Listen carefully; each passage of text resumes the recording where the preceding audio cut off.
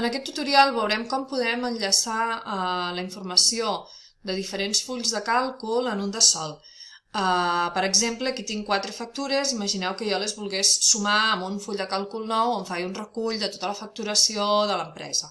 Per això tinc les 4 factures ja obertes, veieu? La 1, la 2, la 3 i la 4, amb els seus imports de cada factura.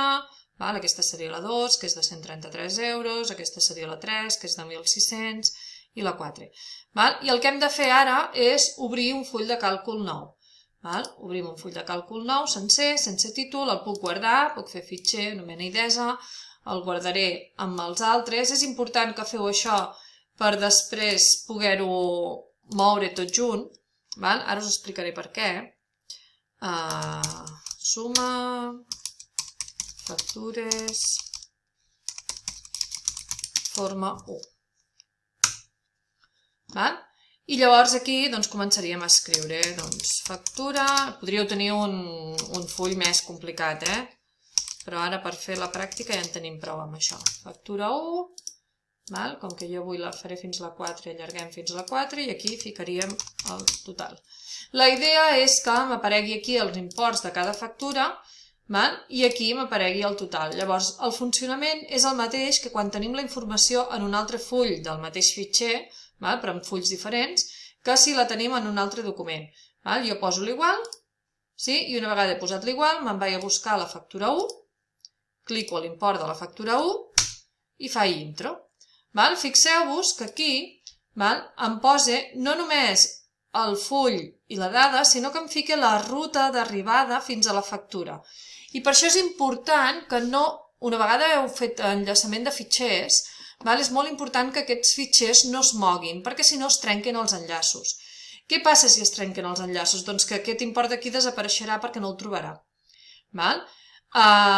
Una manera de poder moure aquestes factures cap a un costat és el que he fet jo, que ho he guardat tot a dins de l'activitat 20, tot dins de la mateixa carpeta. Llavors, si jo comprimeixo aquesta carpeta i me l'emporto, continuaran funcionant els enllaços perquè la busqui al costat d'on està. Ell se recorda de la ubicació, és al costat d'on jo estigui. Llavors, si sempre està al costat d'on tu estàs, sempre ho trobarà. I ara continuaríem fent la resta. Aquí a la factura 2 ficaríem l'igual, aniríem a buscar la factura 2 i clicaríem a l'import. Intro. Igual amb la factura 3, clicaríem a l'import i amb la factura 4 posem l'igual i clicaríem a l'import. I aquí ja podríem fer la suma normal i corrent de totes les factures. Clar, quina gràcia té això? Això té la gràcia que jo ara, per exemple, si dic que aquest ordinador que vaig vendre no valia 800 euros, valia 1.800 perquè era un ordinador molt bo. Per tant, aquesta factura ara puja, que és la factura 4, ara puja 1.958 euros.